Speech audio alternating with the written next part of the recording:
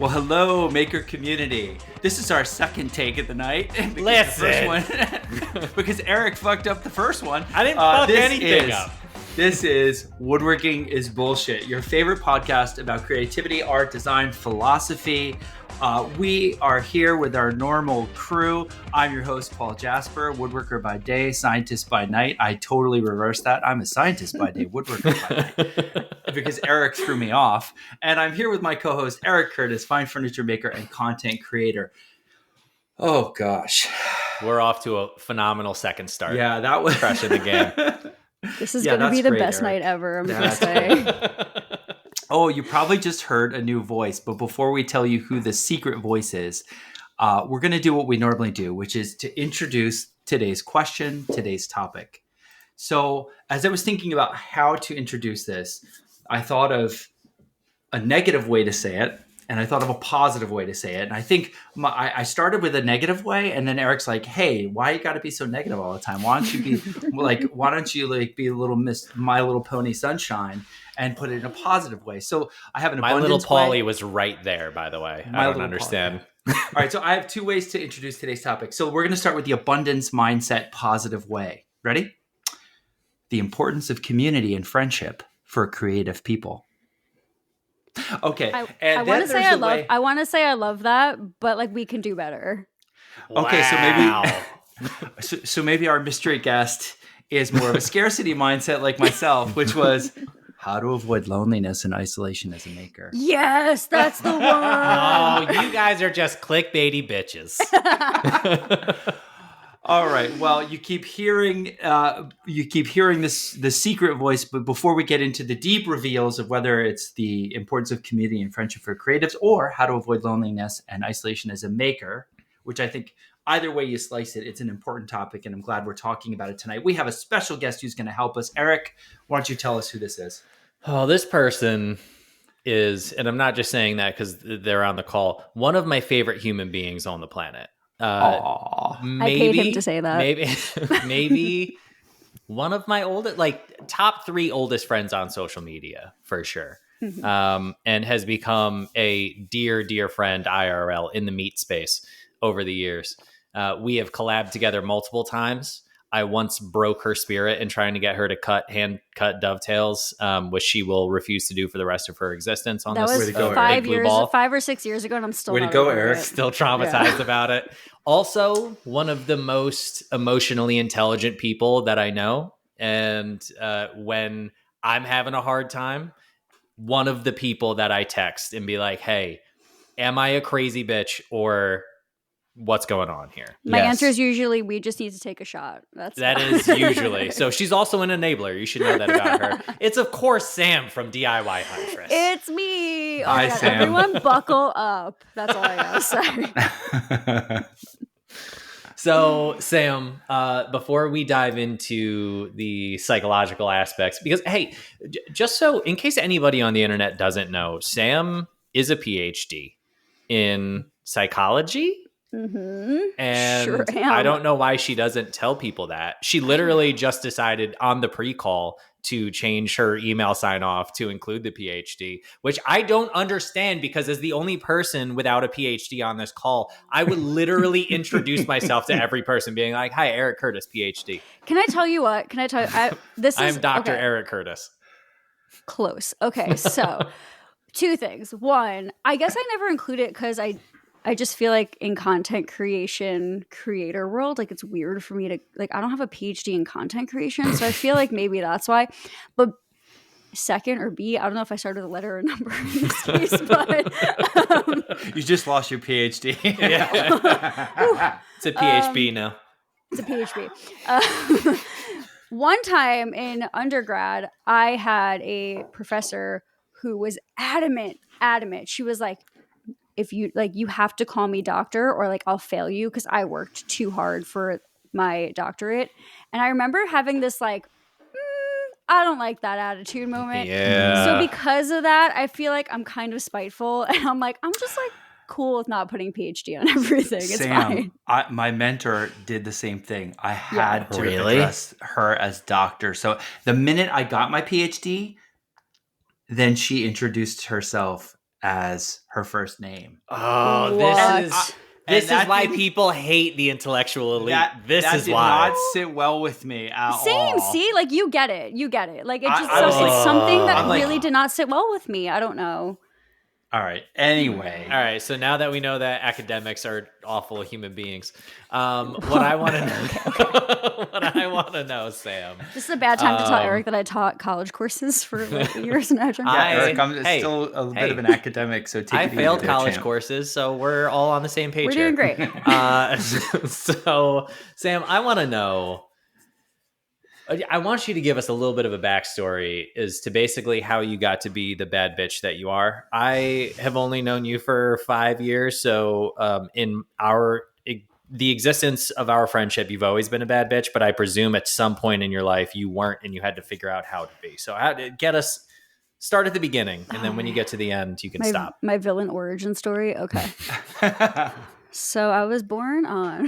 Dun dun dun. I don't know. Like this is always a hard one for me because I think that my life has brought me on so many different paths that have just like ended up here. And sometimes I'm like, I don't know if those paths were supposed to cross, but we're here now, so let's embrace it. But yeah, I don't know. I started my woodworking content journey in 2012, which makes me feel so fucking old. And Hold on, time out. First question already. Yeah. Jesus Christ. Presumably, Jesus Christ. you started. Eric is raising his hand. We are academics here. Oh, as much as he wants to talk Sam, shit. For those that don't watch the video feed, we raise our hand or finger when we really want to say something, and so it cues the other people and Sam to will shut just the fuck shout up. over us. No, I will just talk all over Yes, all of you. we've had this conversation many a time. In an Italian family, talking loudly over the person who's talking is a sign of affection. It's endearing. It's It means I love you But in if I talk over podcasting, it doesn't work as well. Presumably, Challenge you started accepted. making. Presumably, you started making things before you started making content about it. Yeah. Yes. So, like, what was the first thing you made? How did you? When was the first time you picked up a hammer? Well, let me tell you about how my dad used to torture me when I was a teenager because I didn't want a summer job. And he was like, well, too fucking bad. And he would take me to job sites. And the first thing that he made me do, because he didn't want to do it, was he taught me how to like cut crown molding and do trim work and all the millwork stuff that he didn't want to do. So that was number one. And then number two was he was like, if that's not torture enough, here's a tile saw. You're welcome. So those were the first two things I learned how to do. Wow. So that's great. Just like, you know, diversified my carpentry skills within the first job he took me to. And when did DIYHuntress officially start? Okay, so that I started going to job sites with my dad when I was 15, and then DIYHuntress officially started when I was 22.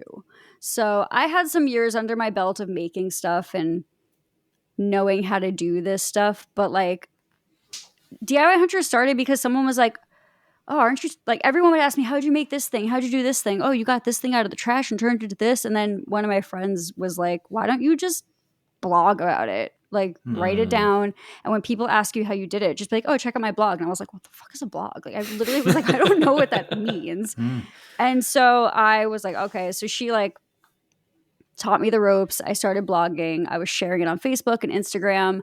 And then people just started following it. And I was like, this is really weird. So did it start out as a business venture? Like, did you No. intend to grow a thing? I had no idea that you could even get paid doing this. I had no clue. Like, I literally was just basically journaling projects. Like, what was that thing that we used to have with MySpace? What was that, like, online? There was MySpace? there was like an online journal where you could write all your deep thoughts. Oh. Like, you know what I'm talking. It started with Yeah. an X.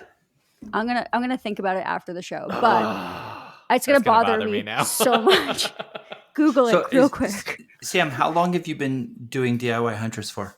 So that started 2012. So I guess officially 12 years. Wow, that's a long time. It's a long time. And I didn't realize you could make money on it. And then about, I want to say 2 or 3 years into doing it, there was a DAP was the first sponsor that was like, you use a lot of our stuff. We should pay you for this. And I was like, time out. People get paid for this. They approached you off the jump. Yeah, off the jump. They were like, Interesting. yeah, you use a bunch of our stuff. Like, why don't we pay you? And then from there was the floodgates were open. They created a monster. And then I was like, I'm Mm. going to get paid to do this. Hell yeah. Wow. Now, I know from being your friend that you are as much of a workaholic as I am. Oh, yeah. And so I remember you went full time in what, 2021? 22. 22. Let me see. What are we on? 25. So this is going to be September is technically year 3, I guess. So 23.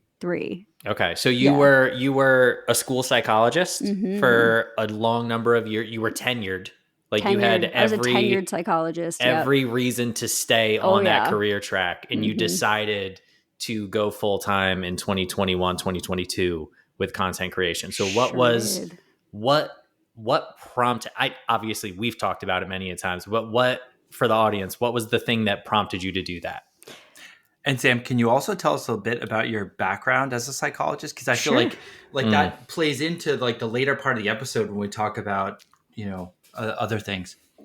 Yeah. So I obviously went to undergrad for psychology, and it was just like general psych studies. And then this is a fun fact. I don't know if I have ever talked about this on the podcast, but I was taking a bunch of classes and backloading summer classes because it was I was just trying to save as much money as I could going to college. So I was just taking all like the cheap classes and overloading my schedule. And I remember going to my advisor going into my senior year. So this was end of year 3 of my 4-year degree. And I went to my advisor and I was like, what do I have left to take? Like, I literally cannot figure out like, what do I have left? And he was like, oh, did you apply for graduation? And I was like, no, I have 1 more year. And he was like, no, girl, you are done. Like, your credits are done. So you need to apply for graduation. And I had this like, oh shit moment of like, I don't know what I'm doing with my future because I thought I had 1 more year here. And at that point I had to kind of figure out what my specialty was going to be, right? Because you can get a job in general psychology, but there's nothing really out there for a bachelor's in psychology. You really need to specialize. So after doing some soul searching, I decided to apply for school psychology positions in grad school in master's programs. And thinking I would not get in, I was like, cool. I had to get recommendations done in like 2 weeks. Applications are due in 2 weeks. This is like totally my life. And I ended up getting into like my top school. And I did it. And then my second to last year of my master's, I was like, I'm just going to apply for the PhD. Like maybe I'll get in. It's really competitive. It's so hard to get into PhD programs in psychology. And they accepted me. So I have my bachelor's in general psych, my master's in therapeutic interventions, which is just general counseling and creative therapies. And then I have my professional diploma and my PhD in school psychology. Yeah, I feel like we should be paying Sam to do this episode. Yeah, so if there's I anything pay her in friendship. If there's anything Dap taught me, I should be getting paid for this. I know, right? All right. So you made that career decision to go do that thing. 10 whole years of college, baby. 10 whole ass years of college is my personal nightmare. And then, so DIYHuntress is blowing up on YouTube. I think when you went full time, you were already over 200,000 subs? Yeah, I was over 200,000 subs on YouTube. Yeah. And so what was the impetus where you were like, I'm going to leave this career that I have been striving for and building toward for 10 years. And now I'm going to just go build shit on the internet. Yeah, it's a wild. Like sometimes I question my life choices. No, I know for me, there were a couple things. One is that unfortunately, school psychologists, as well as many educators in our country, are severely underpaid. Like for the amount of work that we all do and the hours we put in and like the amount of ourselves we give to our job, it's just really hard to make a living and a sustainable living doing that. Paul, you just put on an echo, whatever you just did. No, I'm all set. We're good. He's just getting distracted over there. What a host. He's like, I need to hear Sam in surround sound. No. No, sorry. It was a mistake. So Sam, sorry, one question as you're elaborating. When you say school psychologist, is this like elementary school or high school? I worked in a high school. Okay, got it. Yeah, I worked with high schoolers, and I loved working with high schoolers. I really do miss that job a lot of times. It was very fulfilling, and like working with teenagers is great. They just look at the world so differently. And it's funny because I remember telling people like, oh yeah, like working in a high school, like working with teenagers, like that's my jam, like it's my calling. And people would be like, what is wrong with you? And I don't know, it's just like I think a lot of teenagers are just looking for people in their lives that are similar enough in age to still get it, right? That aren't their parents, that they just want to like connect to and feel like they can trust. So I don't know, I liked it. But that being said, there was that. There was also this, I've always had this deep calling in my life to work for myself. Like, it's just this, when you have a feeling or like a desire and you're like, I need to do this. Like, this is something that is just so strong that I will not feel fulfilled in life until I do. Like, that is how I felt about being my own boss. I just felt like there's something in me that knows if I don't take this leap and try to do this, I will always regret that. Interesting. And yeah, and so I got to a point where I was like, okay, my side hustle at the time, my side hustle is making a lot more money than I'm making working in public education. There were a lot of changes administratively and politically in the school climate after COVID that were just making my job very hard, and I was feeling like a very depleted human being. I was working like 80 hours a week between that and my business. And I'm not exaggerating when I say that. I would go to my job from 7 a.m. to like 3 p.m. and then I would work for DIYHuntress from about 3 p.m. to like 11 p.m. And it was Oh my God, it was a Sam. 7-day-a-week endeavor. Yeah, it was. No way. Yeah, it was not healthy. Yeah, so I got to a point basically I was like, this is not healthy, obviously, and I need to make a change in my life, and I have to choose. And I never wanted to choose. Like, I was always really adamant about like, I'm going to do both of these things forever. And then I just got to a point where I was like, I can't do both of these things forever, can I? Yeah. So I decided to try. I mean, I was in a good place. I did get tenure.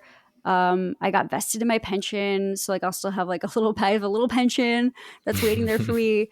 But also my thought was like, hey, if this whole DIYHuntress thing doesn't work, like I have a PhD in psychology. I can always go back. I can always Can try always this fall again. back. Yeah. Like, Yeah. right. And so that was helpful.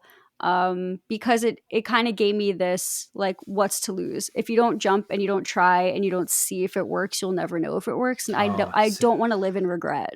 Sam, that's very inspiring. I bet a lot of people listening are being like, fuck, maybe I should be jumping. It's also interesting though, because like my mindset when I went full time was very much the same. I was like, I am still under the assumption that at some point I'll go back to teaching full time. Yeah. I don't know when it could be next year. It could be in 40 years. I have no idea. But the assumption is that like E.N. Curtis as an internet personality will run its course and then you move on to the next thing.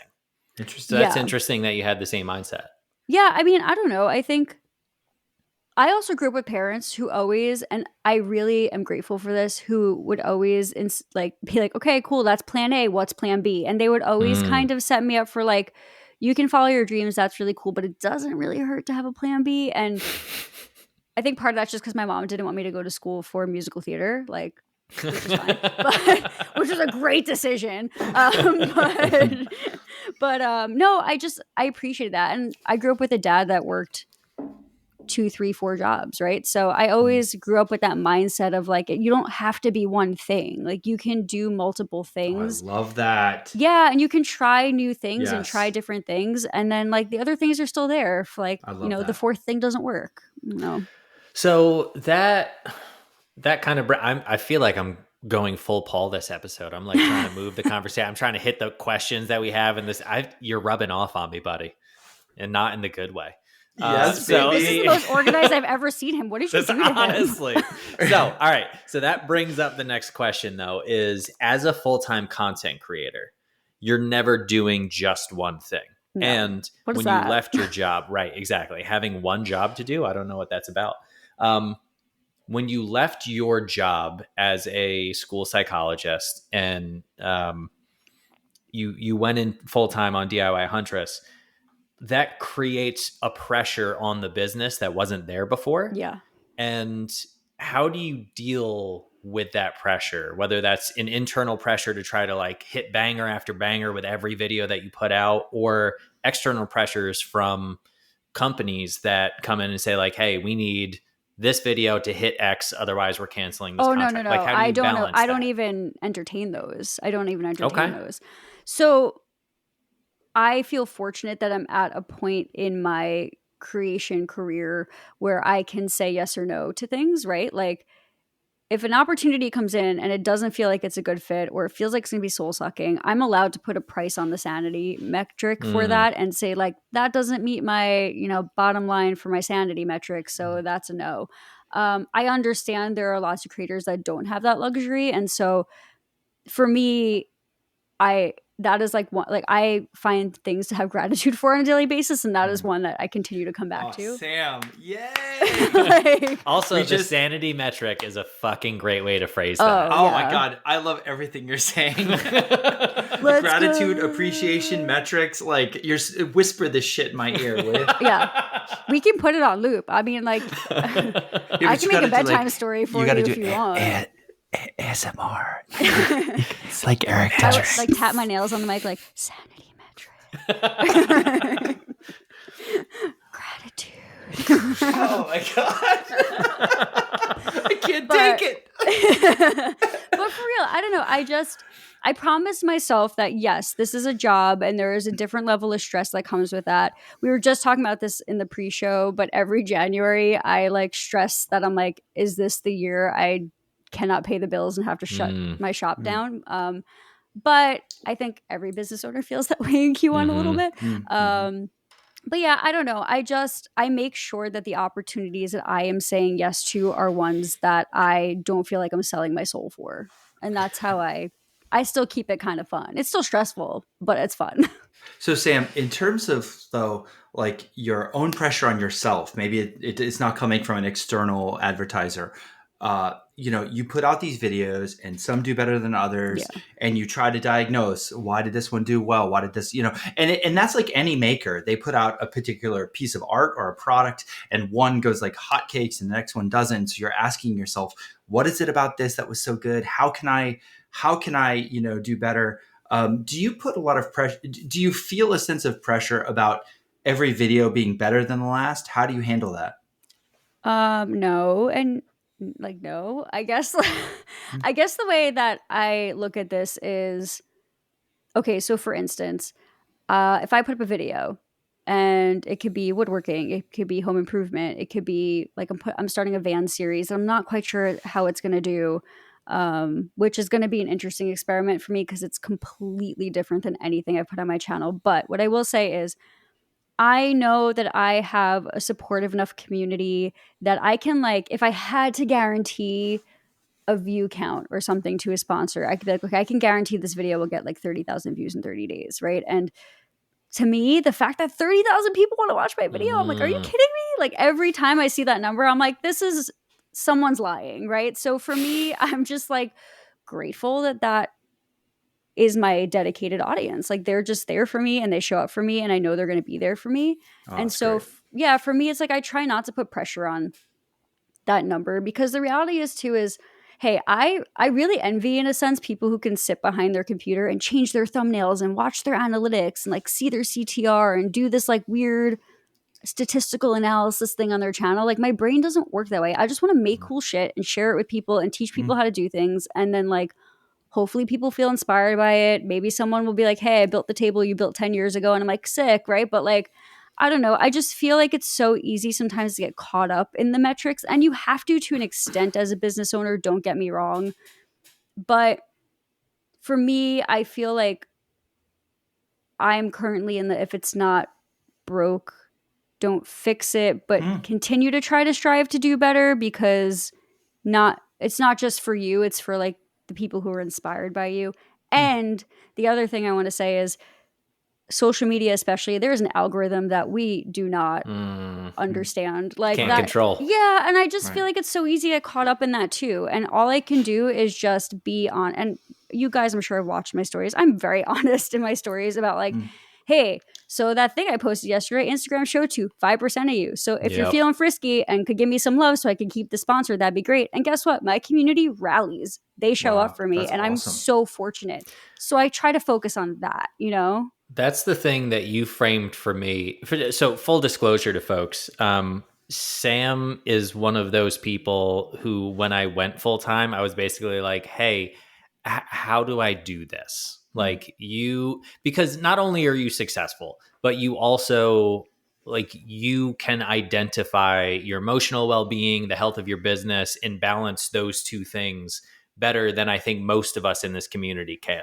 So Sometimes I would say like well, 10 I out mean, of listen, 12 months a year. we're all human. We all, Yes. you know, but so having you as a resource to remind me that like things ebb and flow that are outside of my control has been a huge help for me at points when like, you know, you hit like 3 bangers in a row and you're like, I figured it out. Like no video that I ever put out is going to get less than 1 million views now. And then the next 6 are like your bottom 2 videos. And you're like, what the fuck am I doing? I should just give up now. And you're always the person who's like, you can't control it. It's outside of your control. And that's a massive comfort. That's a massive piece of encouragement to come from somebody who is going through the same things as a business owner, as a content creator. And that also brings up the conversation of community and what it's like to make things in your own shop space by yourself. Because I think this is a thing. I think the majority of people who get into woodworking, and I know we have a broader audience than that, but all 3 of us here make things out of wood. So when we imagine in the beginning of our career paths, having a shop, making things, we always imagine kind of the one person shop. And I think often we get there, I got there, and we realize like, oh, this kind of sucks. Like, or at least this is really fucking hard. It's sometimes. so hard. Yeah. So I want to know about that. Like, what is your, like Paul lives in a hermit's cave in his garage and figures out how to make shit. I intentionally chose to be around other people in a community space so that I don't feel so isolated. How do just you... a note, I didn't intentionally want to be in a hermit's cave alone. I'm You mean an you extrovert, don't and I like love people being around, but there's no one to be around if it's going to be my garage, other than That's my fair. wife, and she's like, "Get me out of this hellhole."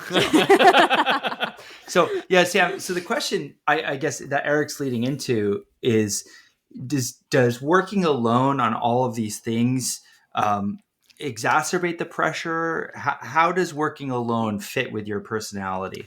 Yeah, I mean, I talk to Eric about this probably on a monthly basis because I absolutely love the situation he's in, where like he has a shop space that he shares with other creative people that he can like bounce ideas off of at any point. And don't get me wrong, I have that too. I know I can pick up a phone and FaceTime Eric and be like, am I wild for this? And like The answer talk is always me off yes. the ledge. And the answer is always yes and no problem. But yeah, it's hard. It's definitely, that is, I think, the hardest part of this job for me. I am someone who really likes being around other people, and especially other creative people. Hello, I went to school to get my PhD in psychology. Like I clearly like talking to people. But for me, the hardest thing has definitely been the isolation and like working by myself. And there are definitely times where like Chris will come home from work and I'm like, we need to go to dinner. Like I need to just like be out of this house. Like I can't look at the same 8 walls anymore today. But it is like, that was really difficult. And it really actually, like I had this moment a couple months ago, and like I was talking to Eric about this too, but like where this year especially, and I don't know if it's because I'm just like in the grind now and doing the thing, but I really felt it this year. Like I really had moments this year where I was like, oh, like it's just me talking to the dog again. It's just me talking to like a camera lens, and no one's talking back again today. And like that kind of sucks, you know, like you have those moments where it feels really lonely. So I think, when people think about being alone and making art, I feel like it can come in 2 flavors. And one flavor is solitude, let's call, and the other flavor is loneliness. And solitude, I think this is a useful distinction, these two terms. Like I always felt like solitude. Are you going to define right now? Is that what's happening? in honor of Mary, who is not here to ask for a definition. If I give you any word, will you define it for me? Like, how does this work? Mary loves her definition. So Mary, we're trying to draw the distinction between solitude and loneliness. I think solitude is an idea where a maker, an artist, a DIY, whatever, a content creator, solitude is that time that gives you time alone to come up with new ideas, to process, to go through the creative act, to think, to think really deeply and critically without interaction, without any interference from the outside world about what maybe I should do. Does this look okay? It's sort of a positive spin on being alone. It's sort of like the positive time of being alone. I would call that, like, let's just for the moment use that term solitude. Whereas loneliness, it turns a corner. It's more like a human. There's an element of human suffering to loneliness. Solitude. It's solitude sort of gone awry because you're missing that interaction. Now, I feel like solitude, it has this double-edged sword, right? It can fuel inspiration. It can fuel creativity. It can give us the time we need to conceptualize that amazing thing we're going to make. And it's hard to do that with people around because they demand your attention at all times, so that your brain cycles aren't available towards the thing. But if there's too much time, if there's too much solitude, that can lead to loneliness. That can turn that corner into feelings of isolation, which then affects us globally, and not even in the makerspace. I'm sure, Sam, you could elaborate on this far better than I, but it can lead to depression. It can lead to depression and, a lot of dysfunction. Now, the opposite, let's take the opposite to solitude, which is community. Mm-hmm. And you think, okay, well, that's great, community. But I would argue not only is solitude a double-edged sword, good and bad, but I think community can be a double-edged sword. So the positive parts of community are like the inspiration, the excitement. I'm an extrovert. Sam, it sounds like you are too. Eric, you are too. I think we have 3 extroverts on the show. But there's a positive aspect to community. It inspires, it alleviates the loneliness, it brings joy. And you leave a conversation, you hang out with your friends, and you feel like you just feel like you could explode. You just feel so good from hanging out. You just feel full. And that sometimes fuels your creative endeavors. But the negative side, or the other edge of that sword, is all that time with other people. It requires time. It can make you feel inadequate if you're comparing yourself to others. And it steals your brain cycles from the art, which you're like, oh shit, I have to make. This isn't a good use of my time because I'm not making. So yeah. I feel like both these concepts of either solitude or community can have double-edged swords, and how they manifest with us is a function of our inherent personality type.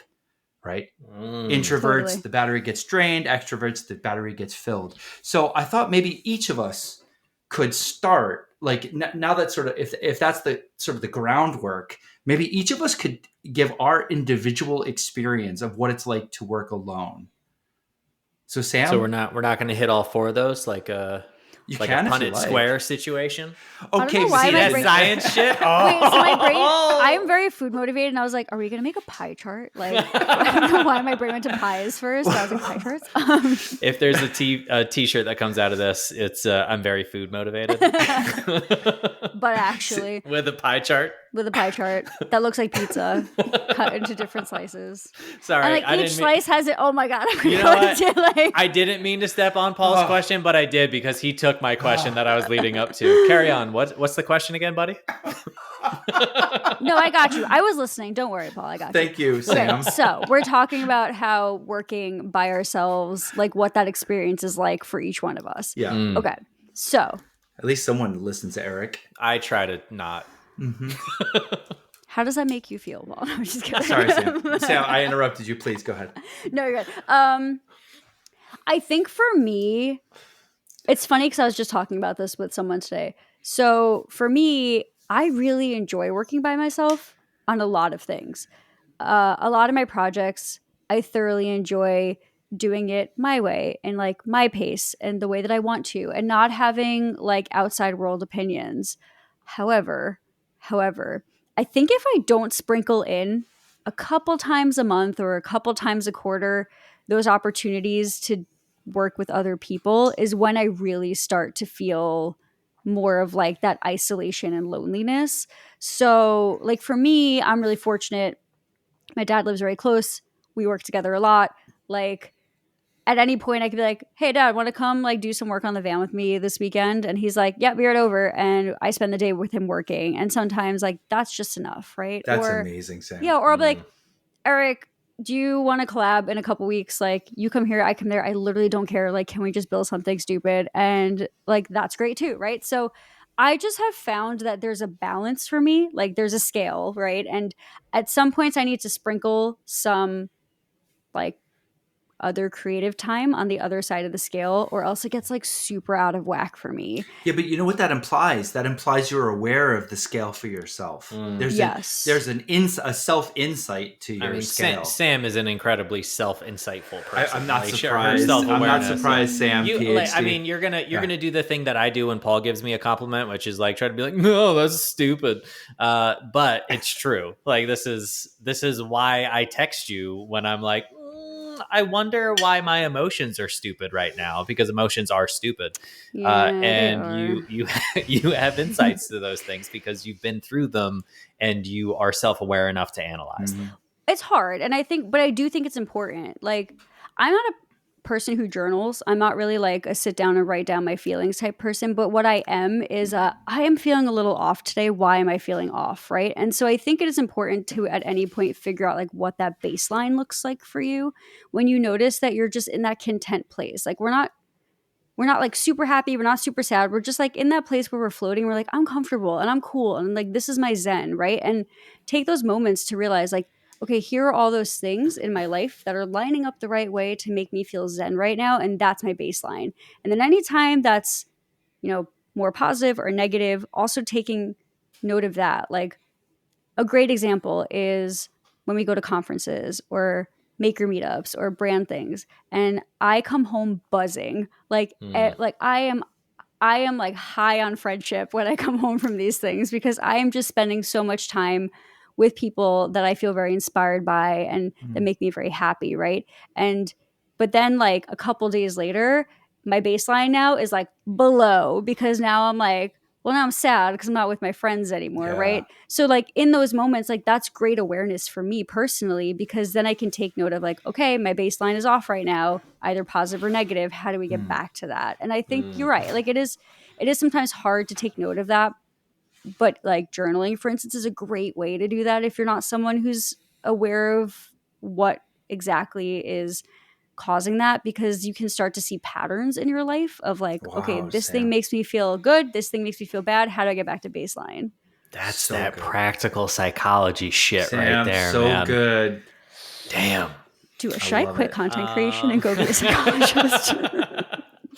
So, how about you, Eric? I think for my experience with the difficulty of isolation in woodworking, like Sam, similar to what you said, early in my career, I had a shop by myself and I would be in there 8-10 hours a day, all by my lonesome. And then my ex-wife would come home and I'd be like she was a teacher and I was like, we should just talk for the next 4 to 5 hours because like I need to like human interaction. And she was like, I've been talking to people for 8 hours. I like, it's like, this is not how it's going to work. So I realized I didn't realize at that moment, but later on I realized I needed a balance of things. And how I came to that conclusion was when I was teaching myself is I had the social aspect of like for 5 to 6 hours a day, I was interacting with students. I was interacting with my coworkers. I was doing all these things. And then that's also when I started social media as a business opportunity. So for 3 to 6 hours in the afternoon and evening, I would be working in the shop. And my co-teacher, she was the 2D arts teacher, Nicole. She was one of the kindest people on the planet. Like I would constantly just go in and be like, hey, what do you think about this? Like what are you seeing that I'm not seeing here? Like how can you get different eyes on it? And it was helpful because she's not a woodworker too. And it was through that for 4 years that I realized, like, having somebody that you're not necessarily working with, but you're working alongside, that you can just pop in and like tell a stupid fucking joke to. I got to walk away from this piece for 10 minutes to stop looking at it. And I need to go like hear about the dumb shit that you did or some other kid did today. Like that type of community is so valuable. And that's why I love so much the situation that I have in my own shop right now, because Larissa and I have very different schedules, but we overlap, you know, probably about a good third of the time. Amanda's also in there. So sometimes Amanda's in there, and then when the three of us are in there and it's just like we're shooting the shit back and forth. But there's also times where like I know I can get in there in the morning and have my alone time. The solitude. And I can set the coffee cup on the bench and I can be quiet. I can put the music on and go if I need to, like whatever the thing is I need in that moment, I can provide for myself, knowing that it's going to end. And I think for me, not necessarily having a schedule of like, I know Larissa's going to show up at 2 p.m. The kind of the spontaneity of when that ends is a thing that I appreciate. You know, it's like, similar to when I was teaching, when the first student walks in for the day, that time is now over and it transitions into something else. And it kind of makes it not more valuable, but it's easier to appreciate in the moment when you know, like, any minute it's going to transition into something else. So it sounds like you have a built-in balance, Eric. Yeah. And I think that balance is, it cannot be overstated how important that balance is to me. If I was in a shop by myself, I would wither as a human being. It's hard. But if I was in a shop also where like everybody was always there, I would be the person who comes in at like 4 a.m. to have some alone time in the shop. So it sounds like this works out perfectly. It's a fantastic situation. Yeah. So Paul, what about you, buddy? Yeah. So for me, my shop is my at home, my 2-car garage. And so, it's always me. It's always just me. And I realized early on that I get lonely in the shop. I do a lot. I'm an extrovert. I can't help it. I love people. I love views. I just love people, and for me, I've realized when solitude turns into loneliness. So when I'm in a flow state, it's solitude. I love it. I mean, the hours go by like minutes. I don't even notice I'm alone. It's like, like when I'm carving, I don't know why carving, maybe because I'm not super proficient at it yet. So it demands all my attention, but carving, holy shit, 24 hours of carving goes by like 2 minutes. And I'm like, oh, that was so fun. And I didn't feel lonely for an instant. And then there's things that's just like milling wood and doing kind of more mundane activities where I don't know, after 2-3 hours, dude, I'm done. I'm done being alone after 2, 3, 4 hours. I only got about 4 hours in me, to be honest. Anymore, if I do full days, like I've had times where I did, full days over breaks and whatever, or weekends. And but by the time I reach 4 hours, I am ready to leave. By the time I reach 8 hours, I'm at the get me the fuck out of here stage. So for me, it's balance. And so what do I do? So I check in on my wife every hour or two. I just come in and I'm like, hey, coming to check on you. But I think the reality is I'm coming to check on me. Yeah. because I try to get the brownie points. I'm like, oh, just coming to check on you. But honestly, I just need like a pat on the head, a hug. I need to make sure there are more voices than the one in my head today. Yeah. Yeah. So for me, it's constant and it's tough, and it comes and goes depending on how I feel. Now, what helps is, and we'll talk about solutions later as a dedicated segment, but just anecdotally, I'm texting all day with my buddies. My phone's always there. If I feel lonely, I can just call Eric, or, I call Keith a lot, and talk to my, or my sister, or anyone, and just have that in the background. We can have a chat while I do other things, I'm doing mindless things in the shop, and I can chat with that person and feel that sense of connection. So that helps. That helps a lot. And then more recently, I've had a kind of an apprentice, which is odd, which is like, because so many people have asked me, and I've said no to all of them but it happens to be one of my close friends. And like, we were friends for many, like almost 10 years. And then he had a massive heart attack at 52, being fit as a fiddle, thin, fit, surfer, teacher, tennis, running, massive heart attack. Like, what the fuck sense does that make? But it's hereditary cholesterol. Okay. Like, it happened. And his name's Chris. And Chris, when he was home, he was a teacher, but just like both of you. He was home for 2 months and wondering, like, thinking about life, thinking about like, what does this mean about mortality and, what we prioritize. Nothing gives you an existential crisis like something like that. Right, Sam? I was going to say like summer vacation, but also a heart attack. And so That'll so Chris is telling me like he's been having like existential thoughts, and I'm like, whisper sweet nothings in my ear. Chris, you know why? I love this conversation. How does that make you feel? yeah, tell me all the feels, right? Because I love thinking about that. And he's like, one of the things I realized is I've always wanted to learn to work with my hands. And, I've always had this curiosity about woodworking. Any chance I could come by and like just watch what you're doing one day and just like chat with you. And like, we've been friends for a decade already, and he lives 5 minutes from me, and he's a joy to be around. And so I was like, yeah, come on. And we built a birdhouse to just show him some stuff. And, and then he just started helping me every day after school. He comes over for like, not every day, maybe once a week, twice a week. He'll come over after school for like an hour or two, and he'll work on whatever I'm doing. And he asks for nothing. He's so appreciative and so generous, and he's so nice to talk to. And the hours go by like minutes, and it just fills me up. And it's so awesome to have him. It's been such a value add to not be alone. And so Chris has shown me like how good it makes me feel to have that friendship and community. It can't be overstated how important that is, man. Yeah. So Sam,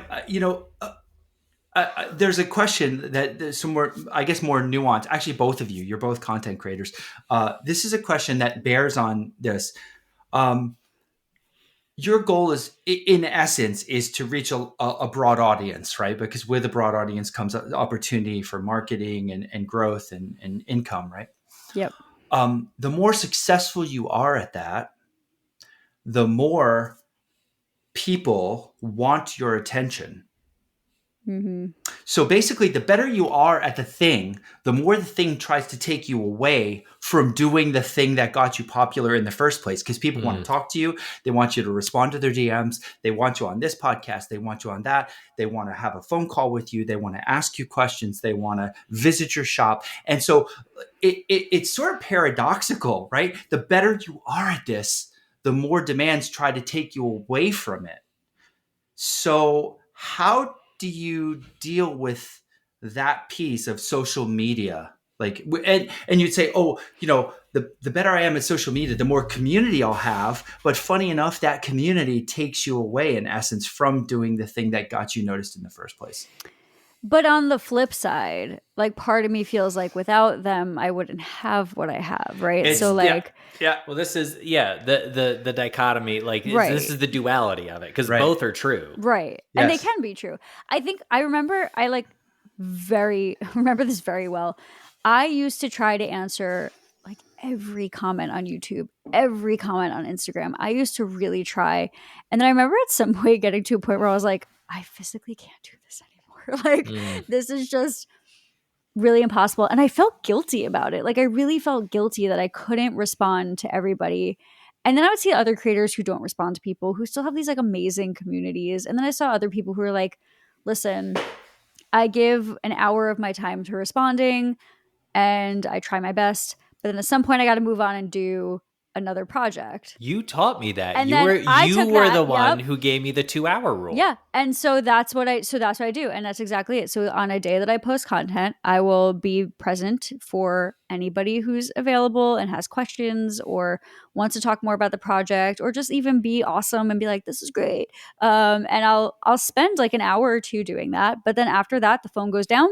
And I have to do more because like I have to move on with my day. And like maybe if I'm sitting on the couch at night, I'll like scroll through a couple. If I see a question or two, like I'll answer it.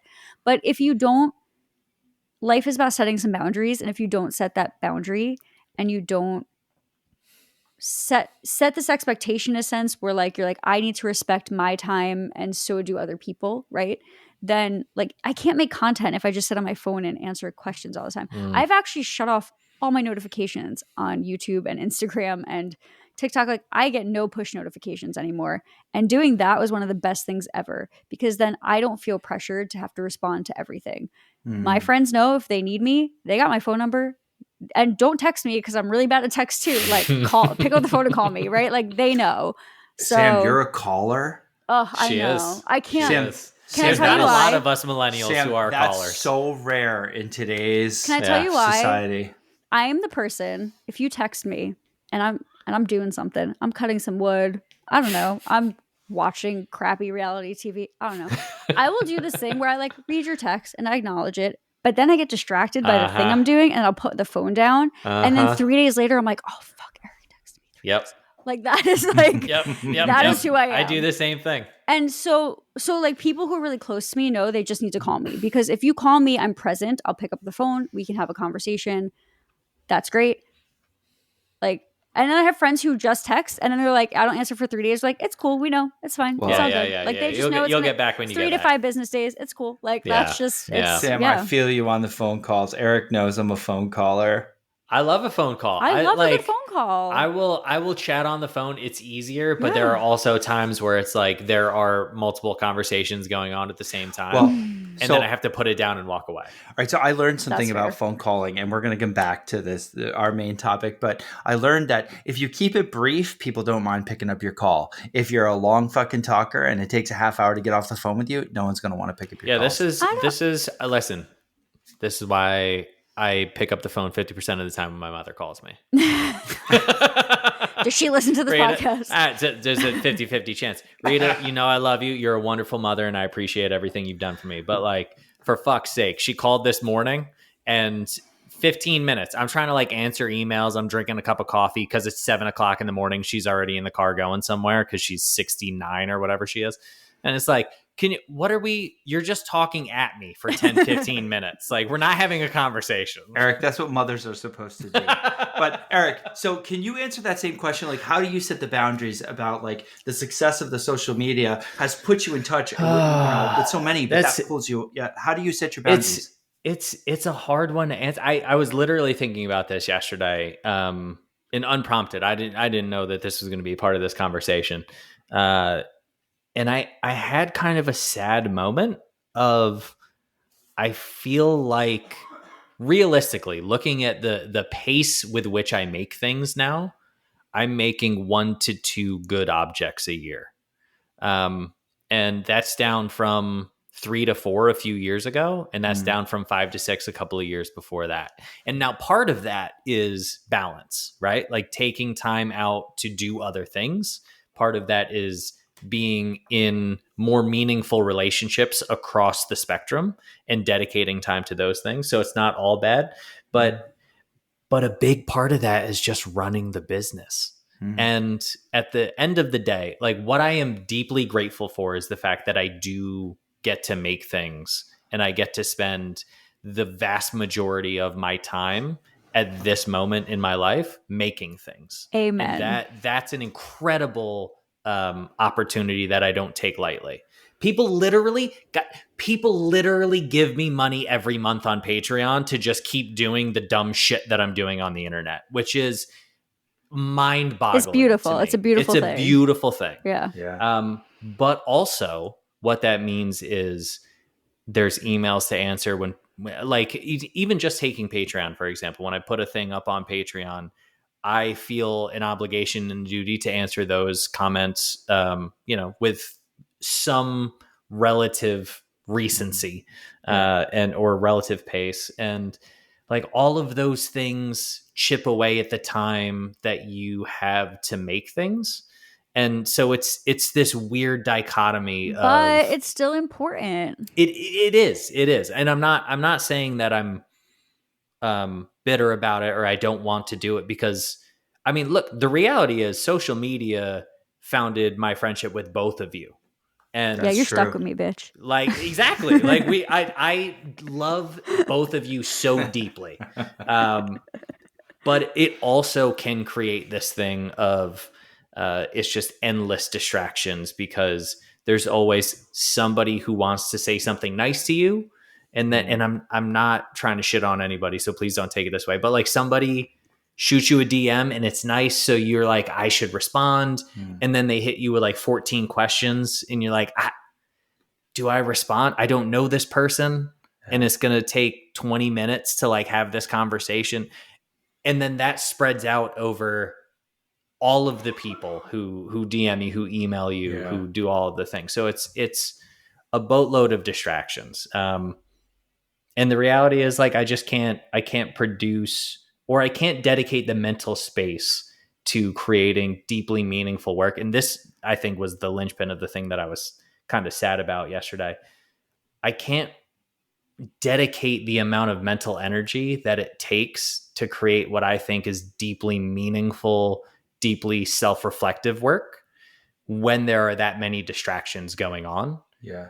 But all of those things that are happening is the thing that allows me the financial vehicle to create work in the first place. And any of them in isolation could be good. Let's say you do respond to that one person.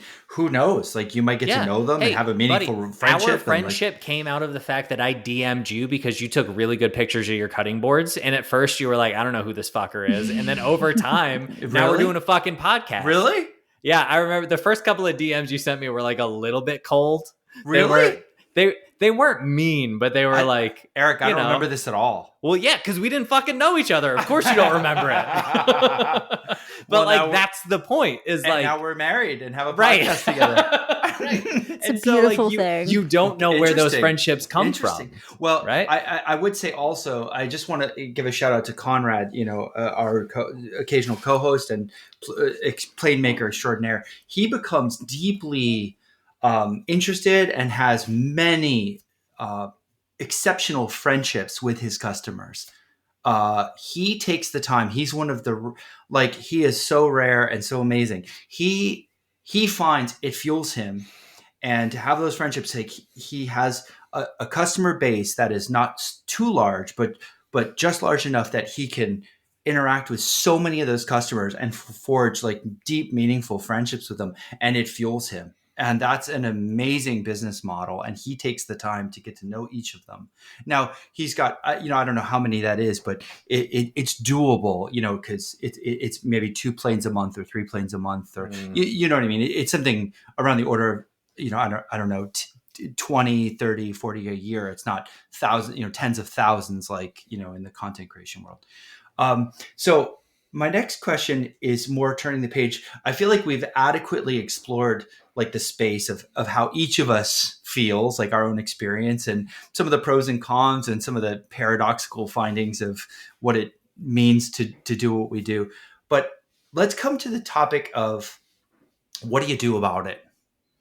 Like, if you're feeling lonely, if you're feeling isolated, what do you do about it? So I thought of it this way. Sam, you're a therapist. You are, right? Like, Sam, PhD therapist. I walk into your office and I say, Sam, I'm so rusty. Okay.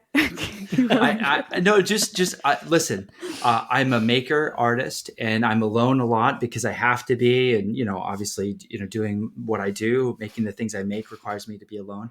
And I'm feeling that solitude often turns the corner into feelings of isolation or loneliness. And it's really dragging me down. Can you help me kind of wrap my head around this? What are some solutions? I can answer that question for Sam, because in my experience, whenever I bring that question to her, she just opens a bottle of tequila and hands it to me. I mean, actually, so that's not wrong. Self-soothing with substance, Eric. Sam, what would you say to that person? Yeah, I mean, I think this goes back to the community conversation, right? I think the beautiful thing about what we all do is that there is a community of people who get what we do. And I think it's so important to tap into that, right? And look, yes, there are other makers on Long Island that are within 30 minutes of me, right? But, and they're part of my community, yes. But I think in the broader way of looking at this, I have maker friends that I genuinely love spending time with who are all over the country. And just because they're not physically here, like, doesn't mean I can't tap into that, right? And so in times that I would say to anybody, like in times that you're feeling like isolated or lonely, or you just want to like bounce ideas, like pick up the phone and call one of the people in your community. Like, we all get it. We all get it. We're all in this together. Like, what's that High School Musical song, right? Like, we're all in this together. I feel like I can speak for Paul when I say that I don't know that song and we don't know that song. I'm making you watch that movie next time I see you, and you're gonna hate every second of it. I can't wait. Is that the Zach guy? Oh yeah, it is. Let's go.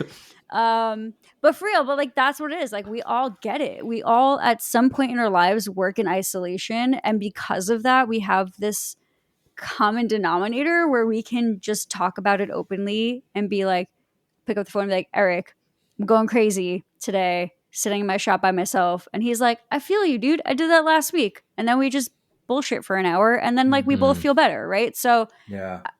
I don't know, just the community aspect and having friends who do what you do and get it is just like so invaluable. Yeah. Yeah. So, that is something Eric, you and I have talked about this before, about prioritizing people and friendships. And I love to cite this, but as you know, I'm a scientist, so I believe the data. The Harvard study of adult development. If you haven't heard about it, you should. And we talked about it once before, but I'll bring it up again. I totally remember. The longest running study. It's great. In like the history of psychology, I think probably 85 something years like that, which means like the investigators like who got the grant and proposed the study, like lived and died during the study. And they had to find the next group of people who thought that was a compelling enough argument to like pick up that study and continue it and run. And like multi-generations of scientists thought this was an important enough question. And the question was, what is the most common denominator of self-reported contentedness or happiness in humans across men, women, across age groups? And the number one answer is close, meaningful friendships and relationships with other humans. And you can't argue against that. I'm sorry, this is data driven. This isn't opinion driven. This is data driven. I love like data driven. I'm such a data nerd. Like, give me all the data. Oh, like, man. That's the finding. And it took 85 years to come to this conclusion, 85 years of data collection to come to that. I came to that conclusion in 2 years of doing this for them. I'm just going to say, Harvard, like, come on. I should have just asked you, Sam. And actually, Sam, maybe you can. So I have a question about, lately in the last 5 to 10 years, I've noticed, like, we know that about, how close personal relationships and important friendships are. I've noticed a wave of like antisocial glamorization lately. I see like t-shirts that say, I only like my dog and maybe one other person. Or I will say like Antisocial Social Club has great branding though. Like, I would totally rock that shirt, even though I love being social. But it's like, t-shirts that say, I hate people or just leave me alone. Like, and I see these things and I'm thinking, what the fuck? Like, clearly you don't know the data. Clearly you're wrong because there's no arguing. Oh my gosh, should we just like hand them flyers? Like, we keep flyers in our pocket, and anytime we see one, it's just like, don't say anything, just like hand them like a little summary of the data. Now we're just missionaries for science. Is that what we've come to? No, but Sam, what's up with that antisocial glamorization? Can you explain to me what's at play here? I mean, I think that this is with like anything, right? In the sense of, I think there are always going to be these things in life that are glamorized, right? Like hustle culture is a great example too. Like, if we're going to compare it to something, I think this is a great example because for so long, hustle culture was like the cool thing to do. It's so cool to like hustle your ass off and always work. And like, if you work hard and like good things happen. And then all of a sudden, like a couple years later, everyone's like, hustle culture is so toxic, right? So like, I think that this is just one of those things. And I think alone time is important. I think a lot of self-discovery happens from doing things alone and looking inward and sitting with your uncomfortable thoughts about like how much you might hate or love yourself, right? Like, that is just part of growing as a human. But I don't know, like, relationships with other people are just so important. And I think sometimes it's a comfort thing. Like, a lot of people are a little comfortable just living in their bubble. like doing their thing, and this brings me comfort. And especially in an age of social media, and we're seeing a lot, like, you know, there's data with this too, like we're seeing this a lot in younger generations of kids who are having a hard time communicating their feelings, or having a hard time, like delay of gratification is a big thing. Like they want answers now because their brain is wired to look at a 60-second video that tells them how the world works, right? And so when you get to this point sometimes where that just becomes your comfort zone, it's so hard to break out of that.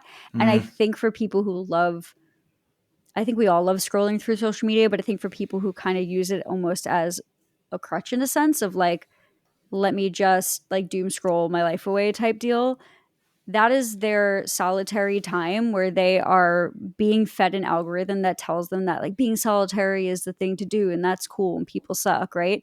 And they're being fed these videos that feed into that.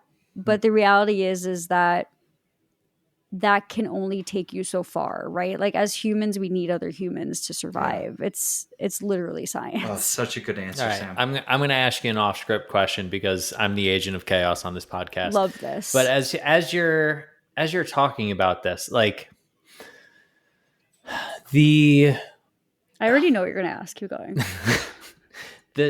I don't like the word toxicity a lot because it gets overused. And a lot of things that are deemed as toxic are just like there are positive and negative aspects to it. Yeah. But everything is labeled to the extreme because it's easier to market that way. Social media clearly has some negative impacts on teenagers. And I think from the conversation that just happened over the last 6 minutes, what I kept hearing was the description of my high school experience from both of you. And it feels to me like maybe social media is just drawing us back into that social aspect of high school that is the worst experience of a lot of our lives.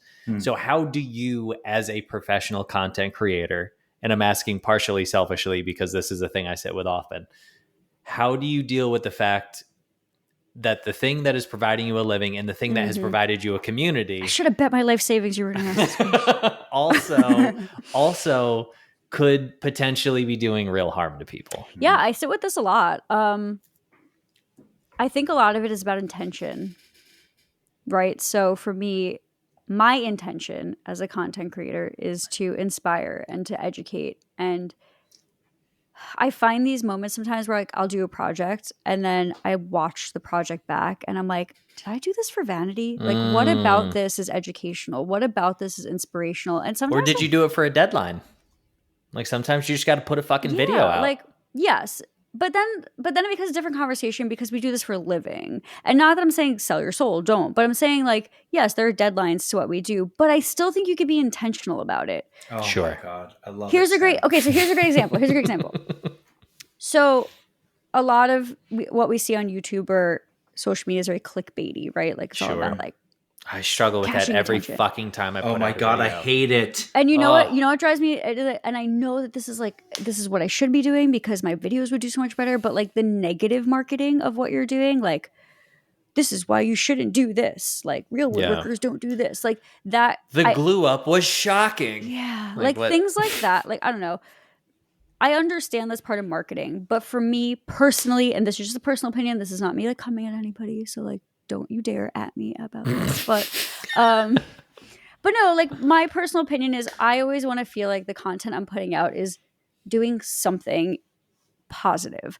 And so like there have been times like I have recorded things for a brand and they've given me some sort of like, hey, can you hit these points? And then I record it and I listen to it back and I'm like, no. So then I'll go back and I'll re-record it in a way that it's more tutorial based or education based, or like, hey, I'm doing this project that you're watching me build, but I understand you might not have these tools. So here are 3 other ways you can do this, right? Wow. I always try to very intentionally put out content that even just slightly feels like I'm making a difference in somebody's life, because I do think it's really easy to get caught up in that vanity of being like, I'm putting this out, watch me and praise me. Sure. And that's, I'm in no way am I suggesting that you do that. I've never seen you do that. No, I didn't take it that way. No, but I suppose what I'm asking is like, it's inevitable that the content that we put out does both. Yeah. Like when you're intentional about what you're doing, you will reach people and inspire them to do certain things.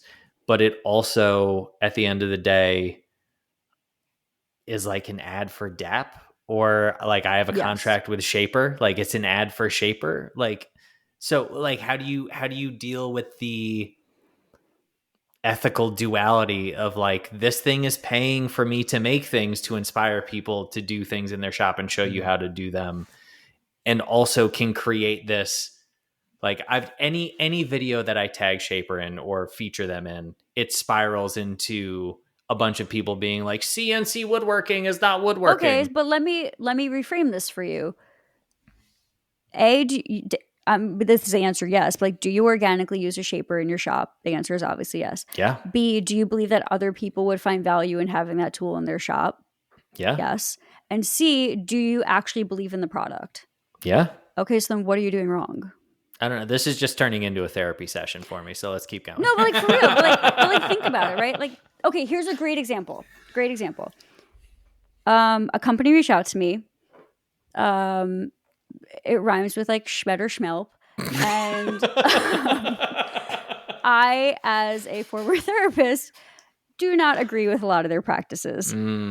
It's weird because Schmed or Schmelp just reached out to me too, so I'm curious to hear where you're going with this. I do not agree. I can't fucking think of what Schmed or Schmelp. Are you fucking kidding me, dog? I can't, but tell me later. Send him a text message. No, don't text put him. it in the chat for you. FaceTime him. Mute the mic. FaceTime him and tell him what it is. Okay, got it.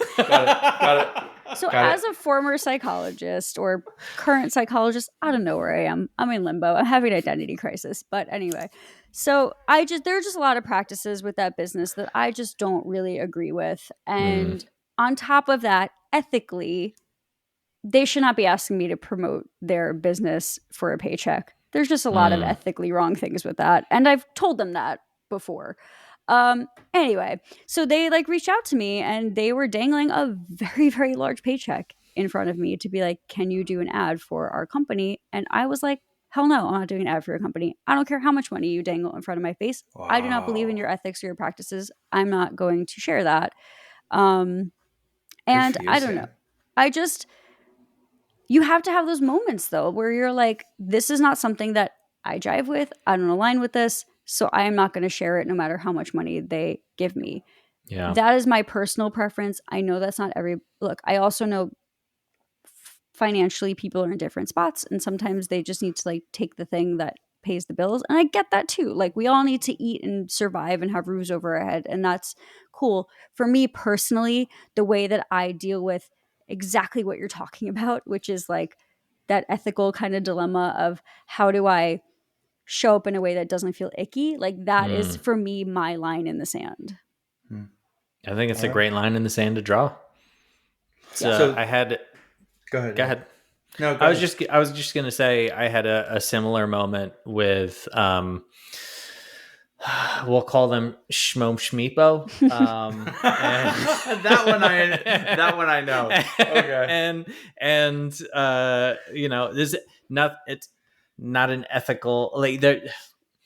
It was just the way that particular project was set up. I was like, I can't go forward with this. And I signed the contract and then actually canceled the contract. And even though that is a moment of like, I really want this money, because it was at the time easily the biggest contract I ever signed.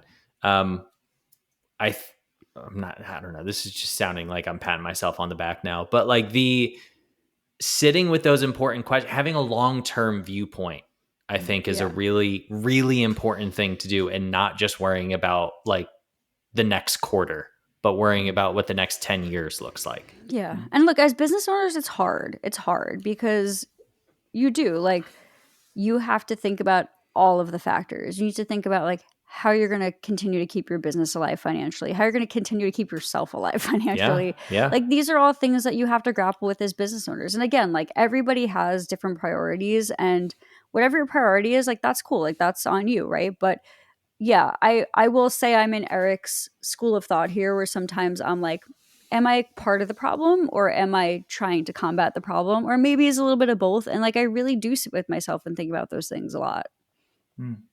Well, just briefly, I mean, we're talking at a 10,000 foot view about, whether social media is a value add or a value detract. Is it, feeding off of us as an audience, or giving to us as an audience? And I don't obviously have the conversation you're both having about contracts and endorsement deals. I don't really have that. But what I do have is, what I do think about is it taking life away from me and it's taking me out of the present, or is it feeding me? And it's both. It takes me away from being present with my family, being present with myself, working in the shop. But at the same time, so much of my time on Instagram is not scrolling. It's not doom scrolling. It's talking to friends. So, people love to demonize social media, and I'm the first to do it as well. And I have a teenage daughter who I worry about immensely with social media. But at the same time, I'd be a fool to say it hasn't been literally life-changing and a huge 100%. Value add. Like, it's why we're on this podcast, right? Like, it's why we're on this podcast. The woman I'm literally about to marry, I met on Instagram. Yeah. So, right. And if Eric hadn't dogged me about my cutting boards, all those like, those are pretty shit. I feel like you can do better. I don't know. I always say, like, if it wasn't for Instagram, I don't think I'd really have the chance to do this full time, because it was my Instagram community that convinced me to do a YouTube channel, and convinced me to get on TikTok, and convinced me to like when I signed my Ford deal, I can't tell you how many people were just so freaking stoked about it. Like tens of thousands of people sharing and just so excited, celebrating those things with me. And like, I really mean it. If it wasn't for Instagram, I do not think I'd be able to do this. I guess the bottom line is you have to find the right community that's a value add. 100%. Yeah. So, speaking of sponsorships, we have a sponsorship from our dear friend, Phil Burkle over at WTB Woodworking. And he and I were having a conversation the other day, and I want to get both of your opinions on this. So he's trying to bring in hand tools into the store, and wants to have some kind of baseline of, what are the hand tools that, like, if somebody were to come in and be like, hey, I need all of the basic hand tools to be able to start making furniture. Let's just say they have the basic machines, right? They have a table saw, maybe they have a lunchbox planer, whatever the thing is, garage shop. What are the hand tools I need to start making furniture? So we had a conversation, good 20, 30-minute conversation. And I want to know, what do you guys think are the basic hand tools that somebody who's starting to build furniture would need? And the reason I think that Sam is the perfect fit for this is because she's going to have a viciously different opinion than Paul and I, who I think will have eerily similar opinions. I wish I had video of your face when you looked at the chisels in my shop when you came to visit, because it was just I wish it was a painting on the wall of my workshop. So I think I already said this episode that we did the dovetails, right? And I emotionally damaged Sam for the rest of her life. Why are you reminding? Why are you bringing this up? Paul, I need therapy. So Sam, let's put dovetails aside. Let's pretend like you never cut dovetails and never will again. If you were to collect a beginner's budget of hand tools that you were like, this is what people need to start building furniture, what would that absolute basic kit look like? No, I just need chisels. Just give me chisels. Like, it's all I need in life. That's a great answer. Just give me chisels. You got chisels and a table saw. Yeah, that's it. That's all I have in my shop is chisels and a table saw. No, chisels for sure. I think like a good pole saw is good too. Okay. Yeah. All right. Paul? All right. Can you do better than that? Yeah. He can do much better. Why are you asking if he can? Let's you not already compare. know he can. Look, we talked about comparisons being the basis for feelings of isolation and loneliness, so I'm not going to Eric, if you don't stop, I'm going to switch out your chisels with my chisels next time I come to Philly. Okay. I don't believe you. I think there's like 4 there's like 4 things that I can think of as like Ooh, okay. sort of basic, like true essential basics.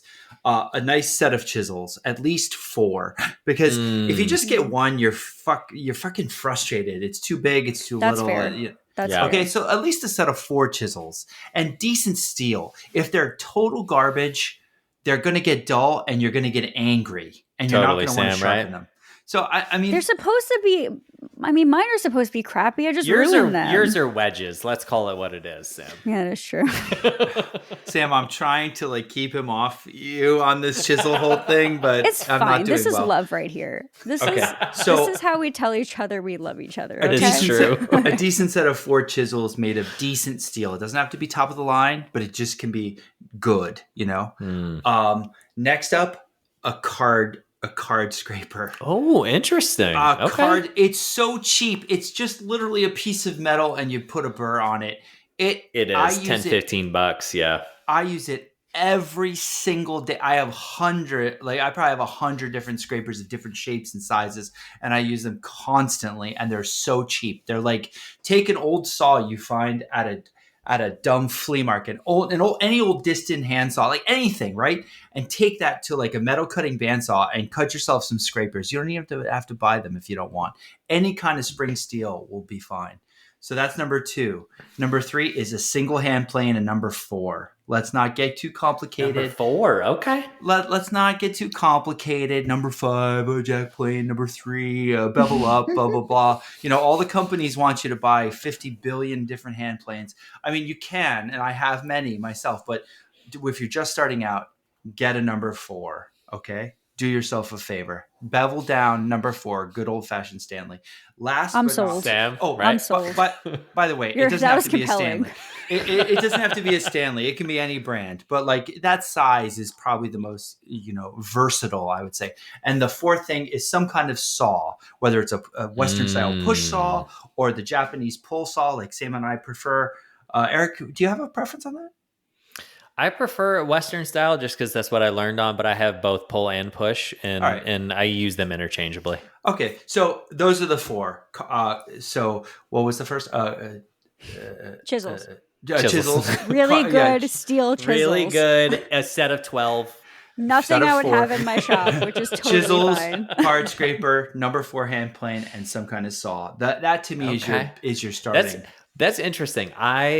So my initial list was I changed out the card scraper for the spoke shave, but I think the card scraper is a really good pull. I would up mine to 5 and include the card scraper because there's inevitably going to be things that you can't plane or just like whatever. You need to get out, 1 square inch of material in one area. So card scraper is a good pull. I would add the spoke shave there because the second that you start doing curved work, you're going to do both concave and convex, and having a spoke shave in there to play around with some edges, that's going to be a big pull. Other than that, I can't think, like, maybe it doesn't really count as hand tools, but like 2 throwaway clamps. And I mean, like, it could be a hand screw, which I think is an underrated clamp. Or just something that you can create like a quick plane stop with, just something you don't give a shit about beating up, and it's not like a 36-inch, bar clamp, cabinet clamp, et cetera, something that you can beat the hell out of. Other than that, I think, Paul, you crushed it, buddy. Thanks, and Sam, buddy. definitely your Stanley chisels are on the list. So, is it okay if I beat up all my tools? Because Yeah, I don't. they're well loved, we should, okay? Maybe we should talk about this a little in the after show about like whether tools are precious and we should like be No. waxing our table saw every day, or if we Definitely should not. just fucking treat them like our little bitch. Treat them all right. like our little bitch. So Yeah. we're at the hour 20 mark. I do want to say thank you to Pablo Garcia, Evan Pasco. Also, I just want to say thank you to WTB Woodworking and remind that was in fact an ad read. Carry on. Yes. And Eric, you said the reason Will asked that. Yes, he is having hand tools in the shop probably by this time this episode comes out. All right, so he was wondering what should he stock. Yes. Okay. All of the above. All of the above. Well, Will, hopefully you got all those those 5 tools we mentioned. If not, he doesn't, well, Chaz will. Chad. God Not damn it. Chaz. It's Jesus fine. Christ, Eric. Wow, Eric. Okay. I Jeez. want to thank our patrons, Pablo Garcia, Evan Pasco, and James Castellino, who have joined since the last time.